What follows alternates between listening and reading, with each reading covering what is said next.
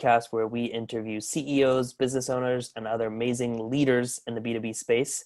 It's 6 questions in 8 minutes because the best are super short on time. So let's get right to it. Now, welcome to the podcast. Question 1, in a couple of sentences, tell us who you are and what do you do? Cool, thank you. My name is Mike Soto. I'm the VP of ROKiT.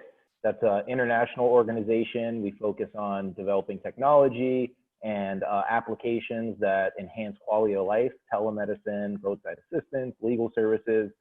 Then I'm the founder and CEO of a nonprofit called connectedally.com. We help people start their own businesses and literally never trade money. Sometimes we even put up money to help them fund it and materialize it.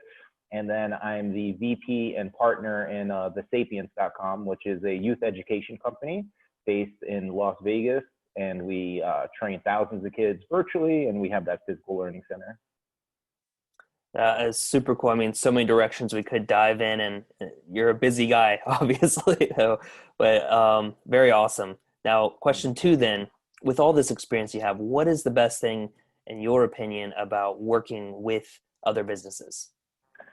Well, with other businesses, always being able, there's usually a pretty clear path to add value. And, you know, from someone that went to school to be a teacher, I love educating, I love helping people, you know, or businesses, but when you're able to do business with them, you can contribute real value because you can get their attention, you know, and you can really influence things that make them change their demeanor, that impact their quality of life, their employees' quality of life.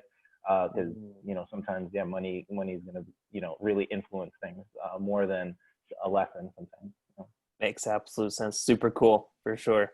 Well, then on the flip side of things, question 3, what do you think is the hardest part or the most challenging part of running a business? I think what I've seen be challenging for me was you can get dragged into a lot of things that don't necessarily give you passion. So it takes more energy than you spend on it, especially as it can relate to finances. So if you're chasing money, and which is generally a lot of people get into business for the financial aspect of it. So it's definitely easier to make money on things that may not connect to your passion, because there's going to be so many opportunities out there that will offer you money but aren't connected. So So I think being able to say no to things is definitely the most challenging part that I've seen for people, and even for myself at times. Sure. Very, very interesting stuff, for sure. Well, then maybe this is related, but maybe not. But question 4, what is your favorite piece of business advice? Yeah, so it's definitely connected to that. Do things that give you more energy than it takes away. And the reason that is what I found to be the most important thing for me is whether it's educating, working with a business, working with, just clients in general, is people don't care for how much you know until they know how much you care. So, and it is impossible to be passionate, and not just from like a 5-minute conversation, but to be consistently passionate with your actions, with your decision making, about something that you don't actually care about. So it's extremely tied in, and I think that becomes transparent in your results. Unless you're inhumanely, like not human, like you're just this so skilled that you could do things consistently that you don't care about. I mean, and be successful with it. I think that's which is extremely rare. I mean, even Steve Jobs said you'd have to be insane to be successful at something that you're not in love with. So I think I think all those things kind of really tie in. Just do things that you're passionate about, and everything will kind of fall in place. Makes absolute sense. Now, kind of a follow-up question, and more for the people who aren't even in business at all yet.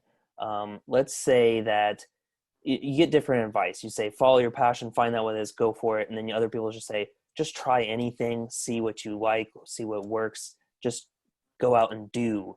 And then eventually your passion will come up. What's your take on it?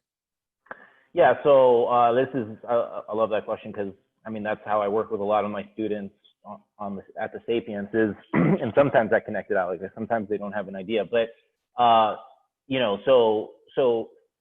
your passion, you can't start at a passion. If you start with a passion, then you are super blessed. I mean, that is an amazing thing, and run 10,000 miles per hour. But generally, it starts with being curious about something. So Mm. go start exploring things that you're kind of curious about. And then as you learn about that, that will dictate, that will start building a passion. And then when you start, and then eventually you'll find what you're passionate about, you fan that flame and you start materializing things. You materialize an idea after learning about it. That will let you know whether or not this is what you want to be in, especially because challenges, you'll immediately get resistance once you start trying to materialize that idea. So you'll start seeing challenges. Mm-hmm. And if you are still passionate about it, then, I mean, then eventually you'll work through it, get a result. And once you get a result at something you're passionate about, there's no stopping. I mean, that's what I think, you know, is the spark that leads to the fire. But it starts with just doing things that you're curious about, like learning more about things you're curious about. Awesome. I love that. I mean, saying you're passionate about stuff, that can be hard to find, but curiosity, I mean, at least personally, I'm curious about everything. So that makes it a lot easier to start for sure. Yeah. I mean, 100%. Thanks for clarifying. Well, then moving on, question 5. What other top CEOs, business owners, and leaders in the B2B space, just like yourself, would you like to acknowledge as a leader? And should we maybe invite to have onto the show? Man, there's so many. There's so many good, talented folks out there that we work with. But I would say, you know, Vishal Chamaria is like someone I am so impressed with. He's one of the co-owner of the Sapience. I mean, that guy, and he focuses more on the mathematical, the practical neuroscience of how like people can, it's the concept of neuroplasticity, is how people can actually develop their mind, how, especially when you're young, the brain's more malleable, you can become a superhero as a kid. Like you can develop the brain that Elon Musk has. You can develop the brain. Doesn't matter what your starting point is. It's absolutely, I mean, it's proven science, you know, so he builds the curriculum that ties into that allows kids to do that. And then he's such a great teacher as well. I mean, so I'm just super impressed with him as what he's able to do. He works with my son. I mean, I'm just, you know, when you see it in your own son, you're like, hey, I changed your diapers. You're not that smart. And now he can do math faster than I can with the calculator. He can do it faster in his head. Like, so it's scary to see that. And he's in 5th grade. That's awesome. And true testimony to what you guys are doing is that you're putting your son through it as well and seeing exceptional results. So definitely cool. Going to look him up for sure. So thank you for sharing. And then question 6, really quick and easy. For me, I'm a foodie. What's your favorite thing to do outside of business? Well, boxing. I love boxing. Yeah, I would say boxing is like the number one thing. I love that it kind of pushes you, and then I love watching boxing. So Cool. It's a fun, competitive sport, and it's you against you. So. That's awesome. And being in Vegas, I'm sure you get to catch boxing matches fairly regularly. Vegas, LA, and I'm originally from New York, so it's like a boxing hub. Yeah. That's awesome for sure. Well, that makes a lot of sense.